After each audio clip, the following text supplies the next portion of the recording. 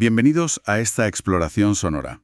Hoy vamos a meternos de lleno en la estructura del español hablado, su fonología, y para ello tenemos como guía unos extractos de un documento, fonología.pdf, que nos va a servir un poco de mapa. Nuestro objetivo, es intentar entender qué es eso de un fonema. ¿Es lo mismo que un sonido? Ya veremos que no. Y, sobre todo, identificar esas piezas, vocales y consonantes que usamos al hablar español. Vamos a ver si desciframos un poco ese código. A ver, empecemos por lo básico. El documento dice: la fonología es la ciencia que estudia los fonemas. ¿Vale? Pero, ¿qué es un fonema? Y dice: la idea mental de un sonido. Uf, esto de idea mental ya suena abstracto, ¿no? Exacto, y esa es la palabra clave, abstracto. La fonología no se fija tanto en el sonido físico, la vibración concreta que hacemos y que puede variar muchísimo, ¿sabes? Sino en el sistema, en la estructura mental que compartimos los hablantes. El fonema es como la unidad mínima en esa estructura que sirve para distinguir significados. El ejemplo típico, ¿no? P y B. Pues sabemos que pata y bata son cosas distintas. Por eso, P y B son fonemas diferentes en nuestra cabeza. Entiendo. O sea, lo importante es que cambie el significado de la palabra. Justo. Y ahí está lo interesante de esa distinción que comentas del documento. Fonema como idea mental, sonido como realización física. Piensa, por ejemplo, en la D. A ver, no suena igual si dices dado, que es como más explosiva al principio, que si dices hada, que ahí entre vocales es más suave, casi como un roce. O al final de Madrid, que mucha gente casi ni la pronuncia. Sí, es verdad. Físicamente son distintos, ¿eh? Pero nuestra mente, nuestro sistema fonológico, los mete todos en el mismo saco, en la categoría D. Porque esa variación no cambia el significado, como si lo haría cambiar D por T. Ado no es ato. Claro. Es como tener casillas mentales. Aunque el sonido varíe un poco, el cerebro dice: esto va a la casilla D. Me recuerda un poco, no sé, a cómo reconocemos la letra A, aunque cada uno la escriba un poco distinta, ¿no? Con su estilo. Es una buena analogía, sí. Mantenemos la idea, el concepto, aunque la forma física cambie. Y establecida esta base, el documento ya nos propone ver cuáles son esos fonemas en español. Si te parece, empezamos por las vocales, que son, más sencillas en principio. Perfecto. Siempre se dice que el sistema de vocales del español es bastante directo, ¿verdad?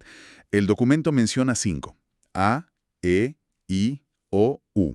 Y las clasifica. Dice: A abierta, E, O medias, I, U cerradas. Esto por la apertura de la boca, supongo. Eso es. 5 vocales, muy claras, muy estables. Y esa clasificación, abierta, medias, cerradas, se refiere a cuánto abrimos la boca, sí, pero también a dónde ponemos la lengua. Para la A, la boca está muy abierta y la lengua abajo. Para E y O, pues una posición intermedia. Y para I y U, la boca se cierra bastante y la lengua sube mucho. Además, la I es más hacia adelante y la U más hacia atrás. Ya. Comparado con otros idiomas como el inglés o el francés, que tienen muchísimas vocales, nasales, largas, cortas, el español es relativamente simple en esto. Pero ojo, que esa simplicidad es una ventaja. Son 5 sonidos muy bien definidos y eso ayuda mucho a que se nos entienda bien. Pronunciar bien esas 5 vocales, sin dudar, sin reducirlas, aunque no lleven acento, es fundamental en español. Cosa que a veces les cuesta a los estudiantes, ¿sabes? Que en su idioma igual relajan más las vocales átonas. Claro, en español una A es una A siempre. Exacto. Sea casa o casita. Entendido. Eso explica un poco esa sensación de que el español suena como más nítido, sílaba a sílaba. Vale, vocales controladas. Ahora, las consonantes. Aquí la cosa se complica un poco más, ¿no? El documento las agrupa por cómo las hacemos. El primer grupo, las oclusivas, dice P, T, K y B, D, G. ¿Qué es eso de oclusiva? Pues oclusiva viene de oclusión, de cierre. Para hacer estos sonidos lo que hacemos es cerrar del todo el paso del aire en algún punto de la boca. Un momentito. Y luego, ¡paf!, lo soltamos de golpe, como una pequeña explosión. Piensa en la P, Cierras los labios, acumulas un poco de aire y ¡pum! Ajá. Lo mismo con la T, que cierras con la lengua detrás de los dientes de arriba, en los alvéolos, y la K, que cierras con la parte de atrás de la lengua contra el paladar blando, el velo. Vale, cierre y liberación brusca. Eso es.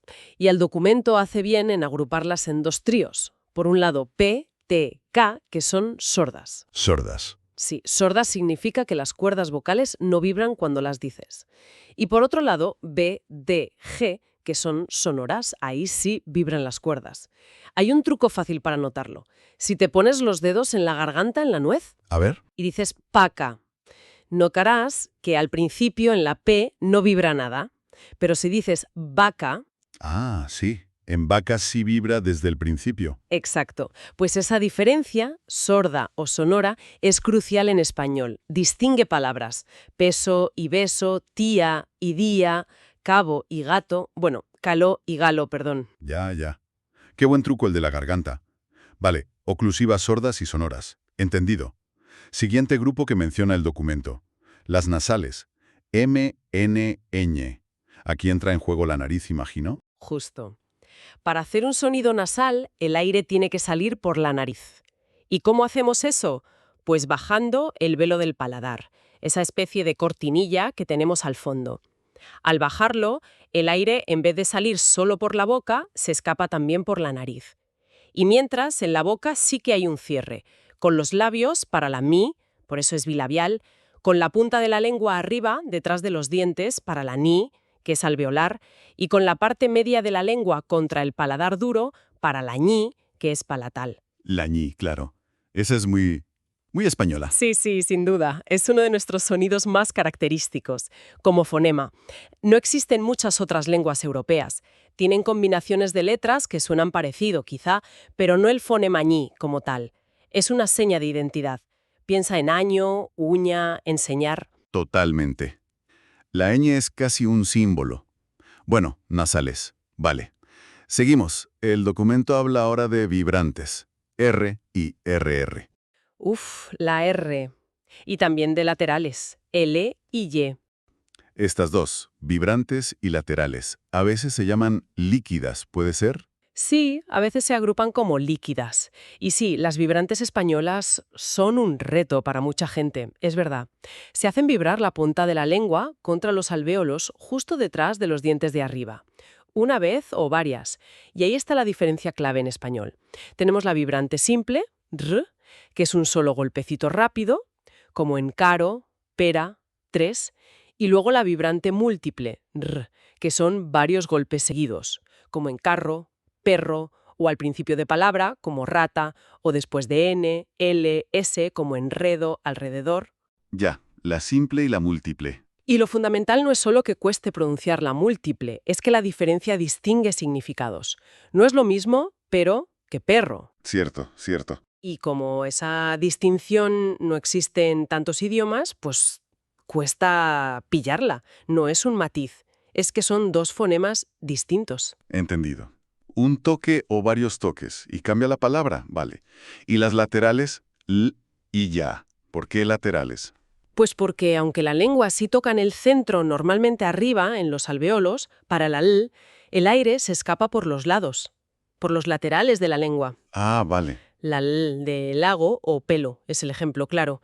Y el documento menciona también y, el fonema lateral palatal, que se escribía con ya, como en calle o lluvia. Pero aquí, bueno, hay que hacer un comentario importante sobre el español de hoy en día. Sí. Sí, porque aunque ese sonido y existió y distinguía palabras, hoy la inmensa mayoría de los hispanohablantes ya no lo usan. En casi toda América Latina, en Canarias, en gran parte de España, ese sonido se ha perdido y se pronuncia igual que la y, el sonido de la i. Es lo que se llama yeísmo. O sea, que cayó del verbo caer y cayó del verbo callar suenan igual para casi todos. Exactamente. Así que, aunque el documento lo liste como un fonema aparte, que quizás refleja una visión más clásica o normativa, la realidad para la mayoría es que ya no hay distinción. Solo se mantienen algunas zonas muy concretas. Qué interesante. Eso muestra que la lengua cambia, claro, y que las descripciones a veces van un poco por detrás del uso real. Vale, pues laterales entendidas, con ese matiz del yeísmo. Y el último grupo que nos queda, según el documento, las fricativas. F, S, C, G, Y. Un grupo así como variado, ¿no? ¿Qué tienen en común? Pues lo que tienen en común es la fricción. Aquí no hay un cierre total como en las oclusivas.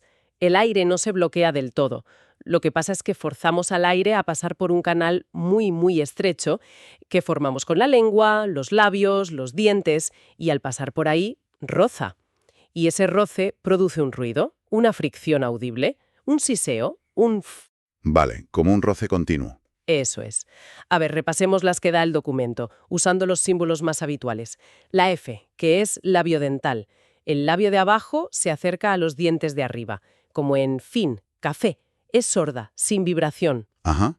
La S, que es alveolar. La lengua se acerca a los alvéolos, el típico siseo, como en sol, vaso, también sorda. Luego menciona Z, el símbolo Z. Es interdental sorda, la punta de la lengua entre los dientes. La Z. Claro, el sonido de la Z en zapato o la C antes de I en cielo, cena. Pero ojo, este fonema Z solo existe en algunas zonas de España, principalmente en el centro y norte. En el resto del mundo hispanohablante, Latinoamérica, Canarias, sur de España, no existe.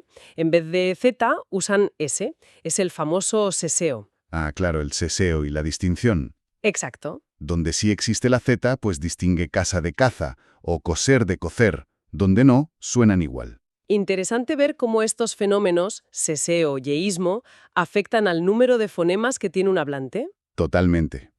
Luego tenemos X. Es velar sorda. La parte de atrás de la lengua se acerca al velo del paladar. Es el sonido fuerte de la J, como en jamón, rojo, o de la G antes de I, como en gente, girar. Un sonido muy nuestro también. Sí, la J. Y finalmente, Y. Es palatal sonora. El dorso de la lengua se acerca al paladar duro. Es el sonido de la Y en yo, ayer. Y como decíamos antes, para la mayoría de la gente también es el sonido de la Y. Vale, pues creo que hemos cubierto todos los grupos. Oclusivas, nasales, vibrantes, laterales y fricativas. Entonces, recapitulando un poco con la ayuda de este documento, fonología.pdf. La idea central es que la fonología va de ideas mentales de sonidos, los fonemas, que sirven para distinguir significados. Y hemos visto el inventario del español.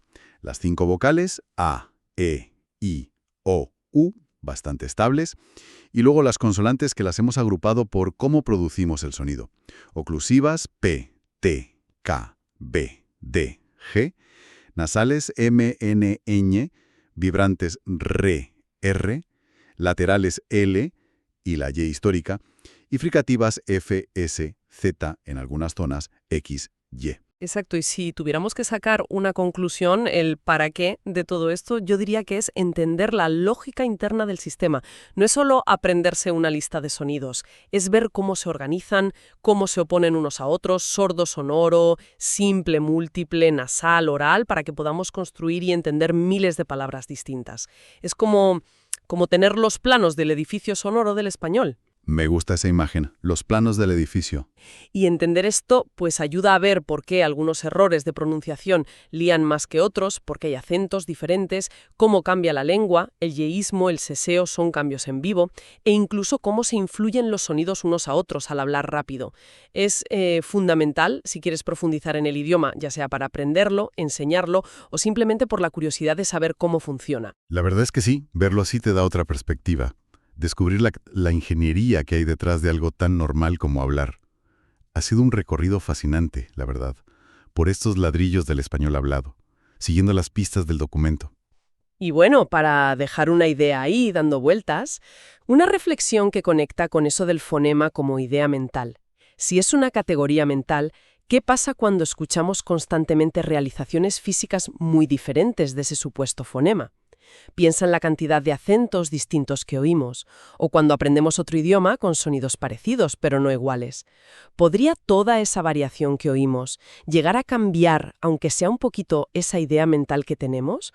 ¿O es una categoría ya fija una vez que aprendemos la lengua? Es una pregunta abierta, ¿no? Sobre cómo de flexible es nuestro sistema fonológico mental. Queda ahí para pensar.